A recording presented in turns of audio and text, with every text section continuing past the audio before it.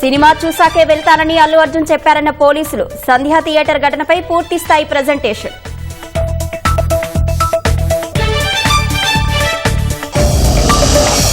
బౌన్సర్ల supply ఏజెన్సీలకు Hyderabad CP హెచ్చరిక.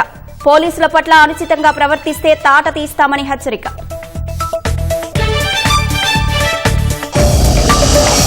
పౌరుల భద్రత కంటే సినిమా ప్రమోషన్ ముఖ్యం కాదన్న డీజీపీ.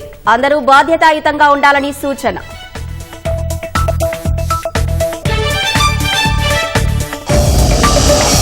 అల్లు అర్జున్ ఇంటిపై రాళ్లు విసిరిన ఓయూ జేఏసీ విద్యార్థులు. రేవతి కుటుంబానికి ₹1 కోటి ప్రకటించాలని డిమాండ్.